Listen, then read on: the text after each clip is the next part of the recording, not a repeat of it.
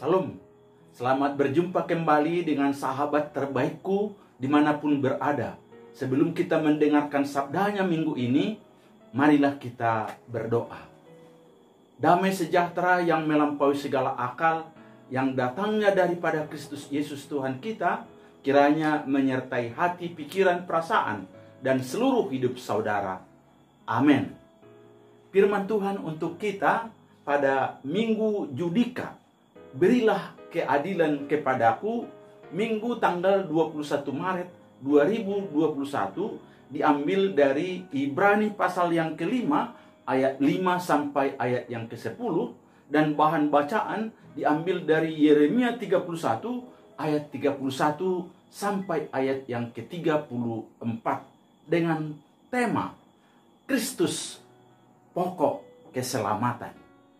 Saudara-saudaraku yang dikasihi di dalam Kristus Yesus Tuhan kita, ketika seorang sedang melakukan donor darah, kebetulan seorang perawat memberikan kepadanya secari kertas saat darah sedang mengalir dari pembuluh bedanya.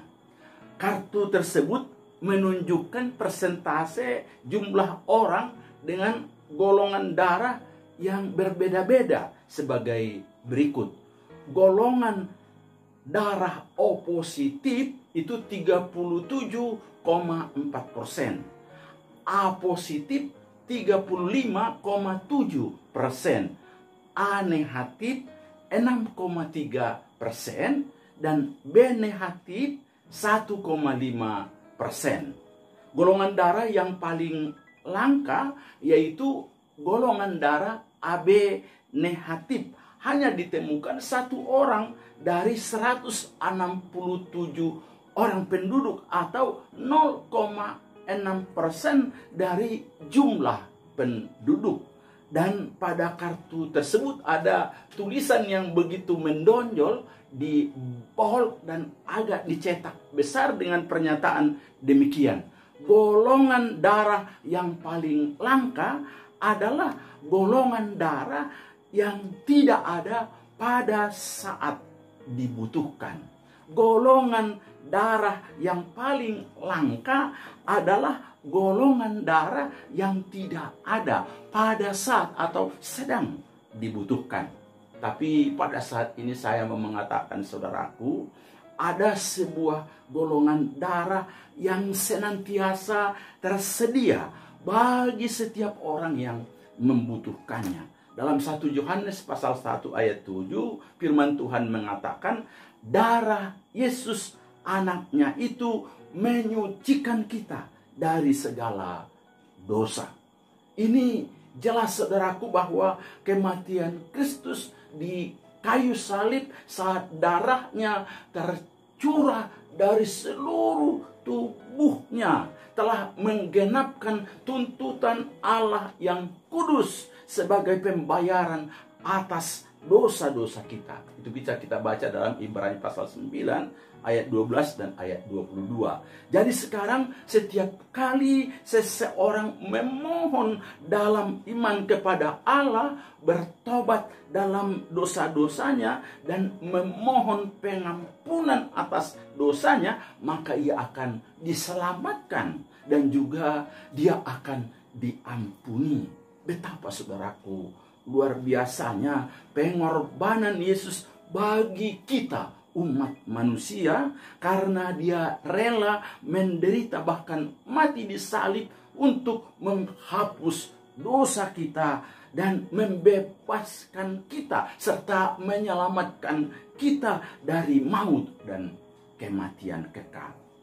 Dengan tema Kristus pokok keselamatan, bahasa khotbah kita hari ini, pada minggu ini, kita diajak untuk bersyukur, untuk bersandar dan mengandalkan Yesus dalam segala kehidupan kita, dalam perjalanan hidup kita hari demi hari. Bahkan kita juga boleh mengandalkan Yesus saat kita menuju kepada kehidupan kekal di tempat yang telah disediakan di sorga.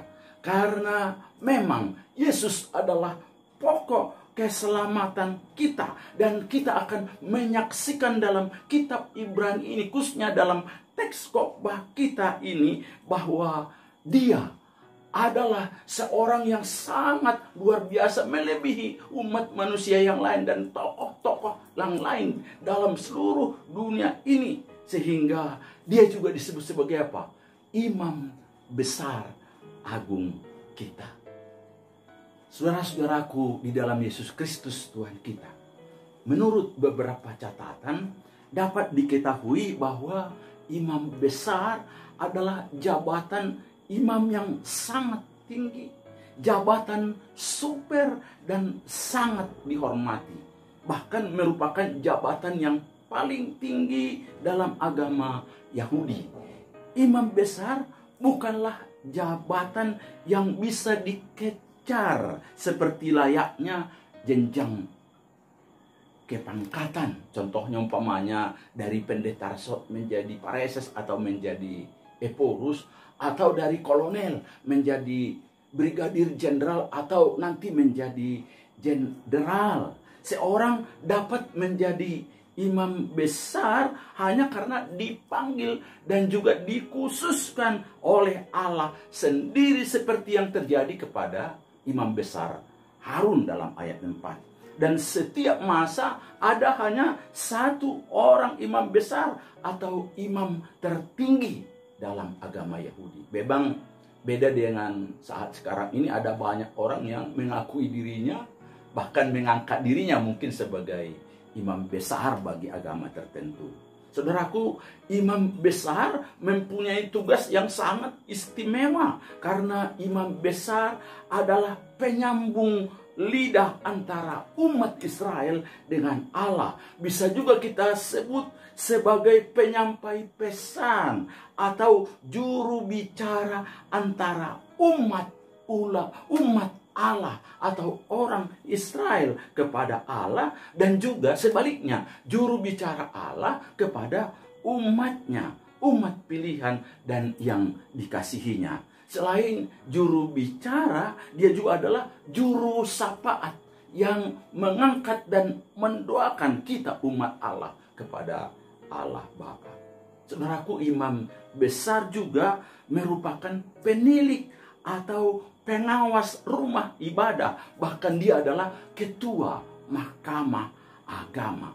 Selain itu, imam besar mempunyai tugas yang sangat-sangat mulia, yakni mempersembahkan korban salah, korban penghapus dosa umat. Satu kali dilakukan dalam 1 tahun dari umat kepada Allah. Saudaraku, dalam teks kita hari ini, Yesus rupa-rupanya sangat terbukti dan layak memenuhi syarat utama sebagai imam besar agung.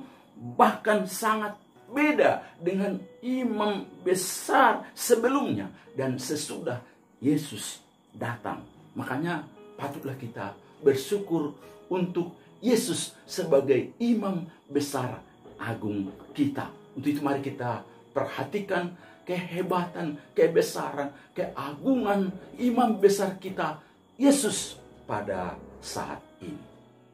Pertama, sebagai imam besar agung bukan atas pemuliaan sendiri, tapi atas perkenan ilahi. Firman-Nya, anakku engkau telah kuperanakan pada hari ini, dalam ayat yang kelima.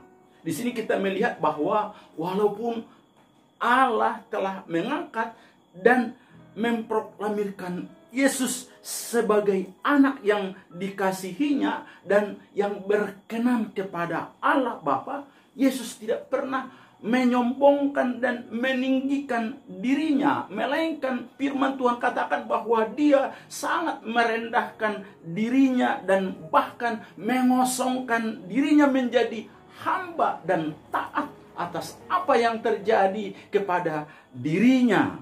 Itulah sebabnya Allah meninggikan dia setinggi-tingginya dan mengaruniakan nama di atas segala nama, atas nama Yesus. Makanya kita boleh menjadikan nama Yesus indah dalam hidup kita. Karena di dalam Dialah kita berdoa, kita boleh diselamatkan dan juga melakukan banyak hal. Yang kedua, keimaman Yesus adalah menurut peraturan Melkisedek.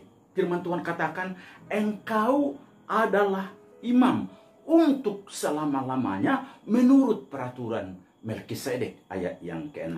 Mengapa Yesus Kristus menjadi imam menurut Melkisedek dan bukan menurut Harun atau Lewi? Sebab Yesus tidak berasal dari suku Lewi yang menjadi garis keimaman bagi orang Yahudi, melainkan dari urutan lain dari keimaman, yaitu peraturan Melkisedek yang diakui oleh Abraham. Kita baca dalam Kejadian 14 ayat yang ke-20, dengan cara Abraham membayar persepuluhan kepadanya. Kristus termasuk dalam peraturan ini sebagaimana dimuatkan oleh pemazmur yang tertulis dalam Mazmur 110 ayat 4 yang berbunyi, engkau adalah imam untuk selama-lamanya menurut peraturan Melkisedek. Nubuat ini, saudaraku, terwujud dalam diri Tuhan Yesus karena Tuhan Yesus adalah keturunan Yehuda dalam Ibrani 7 ayat 14, dan ia menjadi imam besar berdasarkan peraturan Melkisedek yang kita baca tadi ayat 6 dan juga ayat yang ke-10. Menurut peraturan Harun, jabatan imam besar itu bersifat sementara karena kematian tidak dapat ditawar, dan itu akan terjadi kepada siapapun umat manusia yang menjadi imam besar. Sedangkan imam besar menurut peraturan Melkisedek menggambarkan bahwa imam besar yang kekal dan yang jauh lebih tinggi dari keimam besaran menurut Harun. Mengapa demikian, saudaraku? Jelas tadi bahwa Abraham yang merupakan leluhur Harun dan orang Lewi memberikan persembahan persepuluhan kepada Melkisedek. Itu kita baca dalam Ibrani 7 ayat 6 sampai 10. Yesus Kristus menjadi imam besar menurut peraturan Melkisedek, yaitu menurut hidup yang tidak dapat binasa. Kita baca dalam Ibrani 7 ayat 15 sampai 16. Karena itu Yesus Kristus sudah menggenapi firman Tuhan dengan menjadi imam besar menurut peraturan Melkisedek. Tidak diperlukan lagi keimaman seperti pada peraturan Harun, karena Yesus Kristus sudah menjadi imam besar kita untuk selama-lamanya, dan kita tidak memerlukan lagi imam besar lainnya. Dan sebagai orang Kristen, kita semua adalah saudara seiman di ladang Tuhan, rekan sekerja Tuhan dalam pelayanan yang memiliki berbagai dan berbeda karunia. Dan karunia yang berbeda-beda itu tidak menempatkan seseorang lebih tinggi, lebih mulia, lebih hebat daripada yang lain. Hukum Kristus jelas mengatakan bahwa kita sesama orang Kristen yang menjadikan Yesus sebagai imam besar harus saling melayani satu dengan yang lain dan menyerahkan kepada imam besar agung kita, Yesus, segala-galanya dalam hidup kita. Ketiga, sebagai manusia yang sempurna, Yesus juga memiliki empati yang tinggi terhadap kita, umat manusia. Saudaraku, sekalipun dia adalah anak Allah, firman Tuhan katakan ia telah belajar menjadi taat dalam memenuhi tugasnya, kendati penuh derita dan juga banyak kesengsaraan dialaminya. Kita baca dalam ayat 8. Kristus adalah imam besar agung yang sangat berempati, sangat mengerti, menyelami, dan mengalami sendiri pergumulan-pergumulan dan pencobaan yang dialami oleh umatnya. jika umatnya dicobai, demikian juga dirinya sendiri. Tetapi firman Tuhan katakan, walau dia dicobai, tapi dia tidak pernah berjatuh ke dalam dosa. Saudaraku, kita tahu bahwa di Golgota lah puncak kesengsaraan daripada pergumulan dan pencobaan, sekaligus di mana ketaatannya diuji.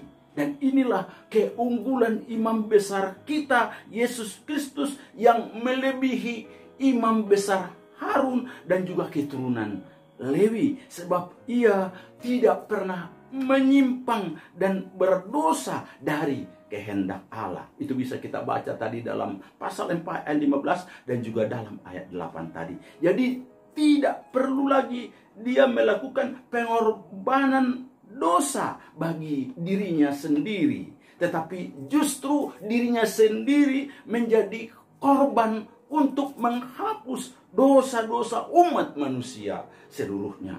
Dan yang paling luar biasa menurut saya, dalam ayat 7 kita perhatikan dan kita baca firman Tuhan katakan berkata, dalam hidupnya sebagai manusia ia telah mempersembahkan doa dan permohonan dengan ratap tangis dan keluhan kepada Dia yang sanggup menyelamatkannya dari maut, dan karena kesalehannya ia telah didengarkan. Saudaraku, sangat luar biasa di sini kita perhatikan bahwa Yesus, imam besar agung kita ini, dan waktu dia menjadi manusia, doa adalah andalannya. Sehingga sehebat apapun, seluar biasa apapun pergumulan, kesengsaraan, bahkan kematian ada di hadapannya, dan itu bukan kematian biasa, tapi kematian di atas kayu salib, dapat dihadapinya dengan tenang. Saudara perhatikan bahwa dalam firman Tuhan ini,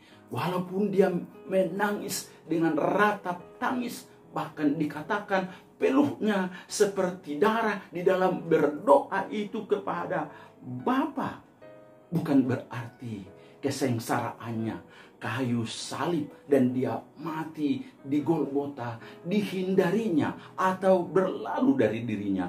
Justru firman Tuhan katakan tantangan itu bisa dihadapinya karena memang dia sudah disanggupkan untuk menjalaninya dan menanggungnya.